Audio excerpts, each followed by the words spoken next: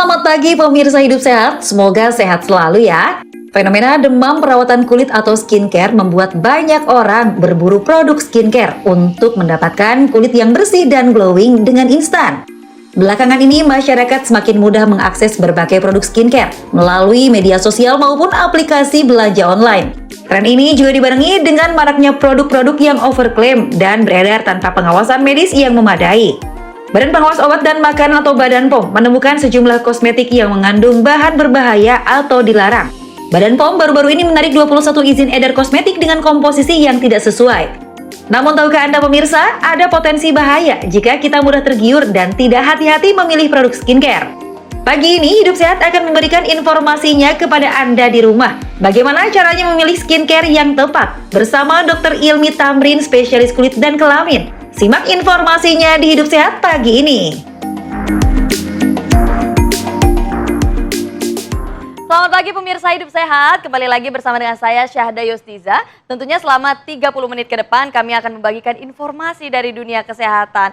Nah pemirsa, kalau kita lihat video barusan, siapa sih zaman sekarang yang gak tergiur dengan kulit wajah yang glowing? Dan banyak sekali tentunya di media sosial menawarkan skincare dengan hasil yang instan. Tapi tahukah kalian pemirsa bahayanya menggunakan skincare yang kita nggak tahu sama sekali nih apa-apa aja kandungan yang ada di dalamnya. Nah hari ini kita akan bahas hal tersebut pemirsa. Sudah ada tamu kami yang spesial ada di sini. Ada Dr. Ilmi Silmiati. Halo selamat pagi dokter. Gimana kabarnya? Sehat? Alhamdulillah. Nah ini dokter ini selaku spesialis dermatologi, venerologi dan juga estetika ya dokter.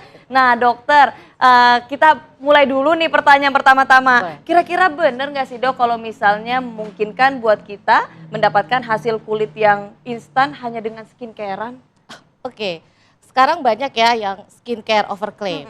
Nah itu tentunya berbahaya. Kalau dibilang mungkin, cuman produknya ya mungkin berbahaya. Tapi kalau untuk skincare yang aman itu pasti tidak instan. Tidak instan, jadi Iya. memang harus melalui proses ya dok ya? Iya, betul. Butuh waktu untuk mendapatkan kulit yang cerah dan sehat. Nah tapi kira-kira dok basic yang harus dimiliki kita digunakan supaya aman nih dalam waktu jangka panjang itu apa aja?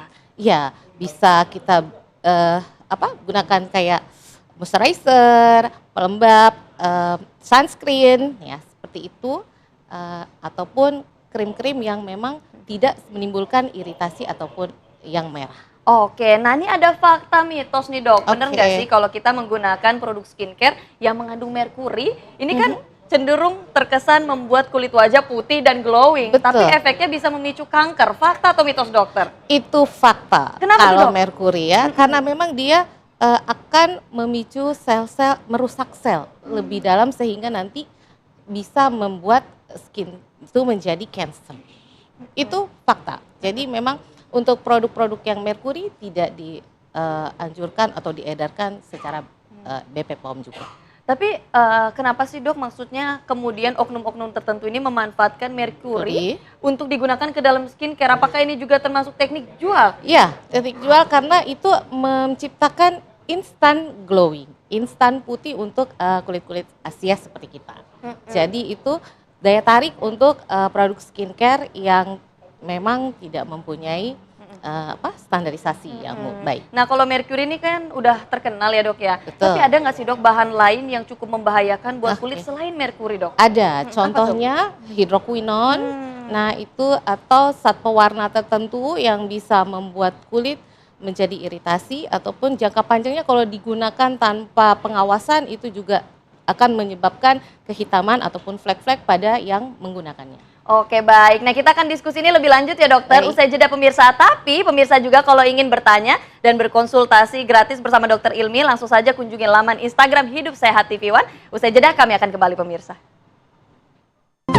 Masih bersama kami pemirsa dan masih bersama dengan dokter Ilmi Silmiati. Nah dokter, kali ini ada fakta mitos lagi. Bener nggak sih dok kalau mencoba-coba skincare untuk digunakan dalam keseharian ini dapat membuat iritasi pada kulit dan bahkan bisa membuat kulit merah dan juga menghitam secara permanen? Fakta atau mitos dokter? Fakta. Nah, kenapa tuh dok? Iya, karena sesuatu yang over, maksudnya konsentrasi dari kandungan krim yang dikenakan di kulit itu hasil akhirnya kalau dipakai jangka panjang itu kan akan menipiskan kulit, menyebabkan kulit lebih sensitif, terus rentan terhadap sinar matahari, ultraviolet segala macam. Nah itu kalau tiap hari terpapar dengan semua radikal-radikal bebas tersebut, nah akhirnya jadi bisa gampang iritasi atau merah dan lama-kelamaan karena barir kulitnya rusak, itu menyebabkan kehitaman. Nah dok, cara kita mengetahui nih gejala-gejala yang bisa kita tandai ketika kita tahu ini menimbulkan efek buruk di kulit kita apa tuh dok? Oh, gejalanya satu, biasanya pertama itu kalau kita aplikasikan tidak berapa lama itu ada rasa stinging atau menusuk. Ya, terus rasanya juga bisa kayak panas, terasa panas di kulit ataupun gatal. Setelah itu kalau diaplikasikan agak lama bisa menjadi kemerahan. Dan jangka panjang yang terakhir yang tidak diinginkan yaitu bisa lebih tipis kulitnya dan lebih menghitam. Nah ada fakta mitos lagi nih dok abis ini. Bener nggak sih dok kalau misalnya skincare itu banyak membuat ketergantungan nih. Nah apabila dihentikan nanti kulit bisa bermerah, berjerawat atau rusak. Ini fakta atau mitos dokter? Kalau itu mitos ya, karena tidak semua skincare yang kalau dipakai jangka panjang itu hasilnya akan seperti tersebut. Kalau skincare-nya aman, tentu reaksi-reaksi yang tadi disebutkan tidak dampak. Tapi kalau skincare-nya yang memang kandungannya berbahaya, itu bisa menimbulkan hal yang demikian. Nah jadi nih dok, sebenarnya perlu nggak sih kita sebagai subjek nih kan sering banget nih skincarean, paham untuk mengetahui bahan-bahan yang terdapat di dalam suatu skincare. Iya, itu perlu banget. Jadi sebelum memilih skincare sebaiknya kita mengetahui ya, ini skincare-nya isinya apa aja. Kira-kira reaksi yang terjadi pada beberapa orang itu kita bisa lihat di kemasannya, biasanya ada warning kalau memang itu agak terlalu keras ya. Dalam arti kalau kena kulit dia mungkin iritasi atau efeknya mengelupas, itu biasanya sudah ada warningnya di kemasan. Jadi butuh banget kita memang memilih dan membaca ingredients suatu bahan yang akan kita gunakan. Nah dok, tapi kan banyak case nih dok, kalau misalnya sudah kejadian ketergantungan skincare dan kemudian kulitnya terlanjur rusak, bisa nggak sih kalau istilahnya mereparasi atau dikembalikan di kulitnya seperti awal? Oke. Tergantung ya kerusakannya sampai mana, tapi kalau misalnya hanya permukaan, insya Allah bisa kita tangani. Jadi bisa awal kalau hanya permukaan itu kita stop skincare yang istilahnya berbahaya, lalu kita ganti ke skincare yang aman, ataupun kita bisa berkonsultasi dahulu ini produknya apakah bisa jangka panjang atau tidak, seperti itu. Tapi kalau misalnya memang kerusakannya sudah deep atau dalam, tentu tidak bisa hanya menghentikan skincare, itu butuh pengobatan lebih lanjut. Atau mungkin juga ditambah dengan tindakan-tindakan tindakan kayak reparasi di kulit. Seperti treatment gitu ya dok? Iya, seperti treatment di rumah sakit ataupun skincare atau klinik kecantikan. Nah dokter, nanti setelah ini kita akan menjawab sejumlah pertanyaan nih dok dari netizen yang udah kita kumpulin. Jangan kemana-mana pemirsa, Hidup Sehat akan kembali usai jeda.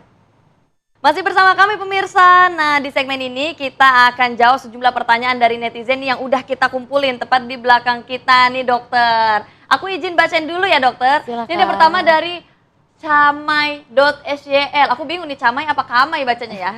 Izin bertanya dok, saat ini saya sedang merasakan ruam dan gatal di area wajah sampai dengan leher.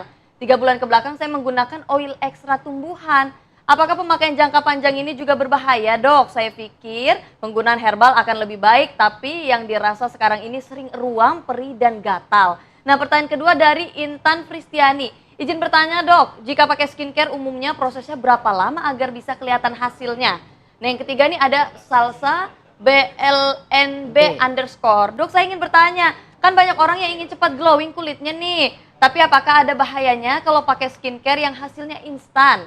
Nah terakhir nih dok ada ale.eca. Dok izin bertanya, saat ini skincare memiliki variasi kandungan yang beragam seperti niacinamide, retinol, dan centella, dan lain-lain. Katanya ada kandungan yang tidak bisa dicampur karena akan menimbulkan efek. Bagaimana tipsnya dok memahami kandungan tersebut? Apa baiknya menggunakan rangkaian skincare dari satu brand yang sama saja? Silahkan ditanggapi dok. Oke, yang untuk Mbak Camai, ya kalau misalnya pakai dengan produk yang mengklaim kalau dia ternyata dari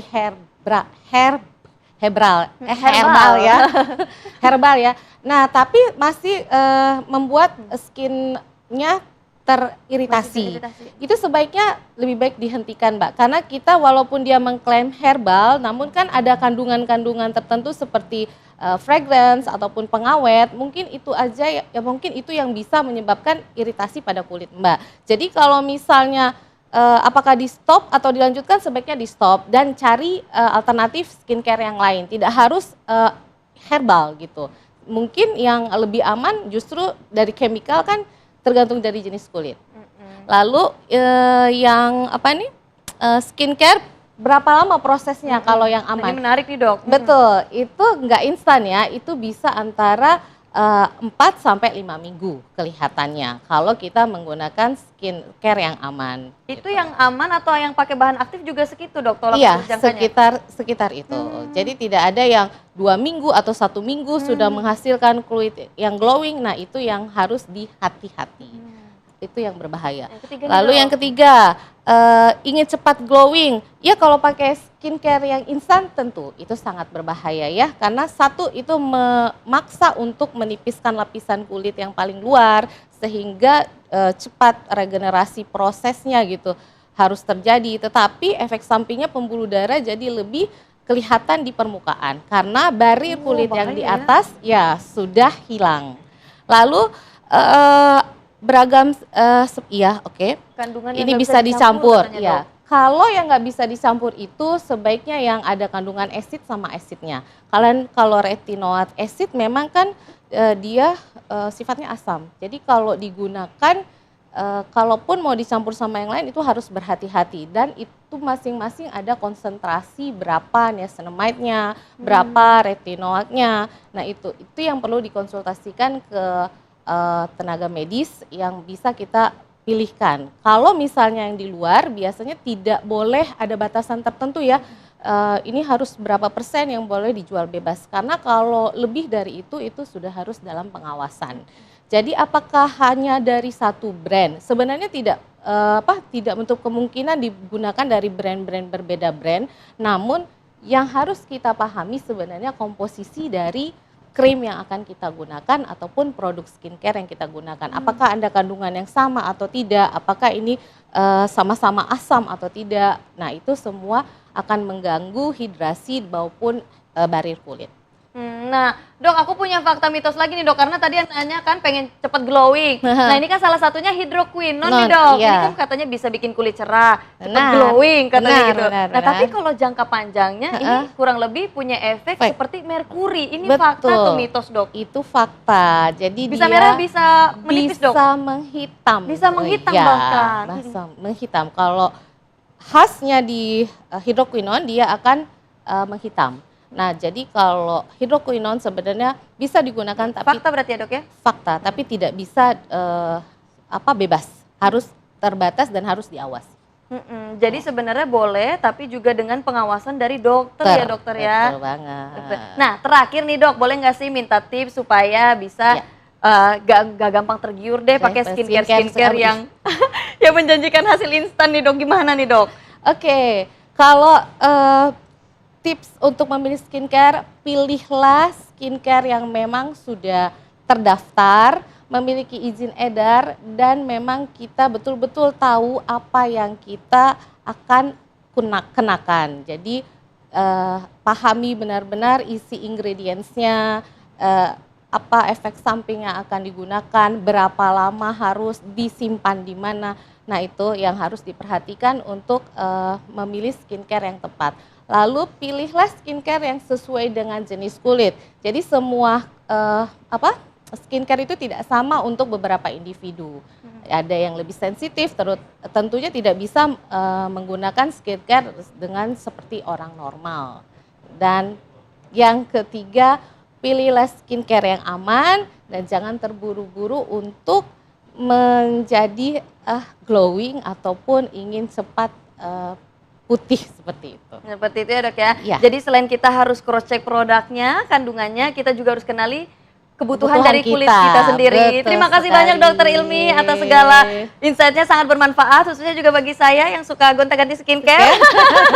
Ini termasuk diperingatkan Baik. juga nih saya nih. Ya itu tadi dia pemirsa bincang-bincang kami, semoga juga bermanfaat. Nanti Hidup Sehat akan kembali hadir lagi dengan informasi menarik lainnya dari dunia kesehatan. Dan jangan lupa selalu untuk saksikan Hidup Sehat setiap hari pukul 8.30 waktu Indonesia Barat. Saya Syahda Yostiza, mewakili kru yang bertugas pamit undur diri dari hadapan Anda. Indonesia Hidup Sehat.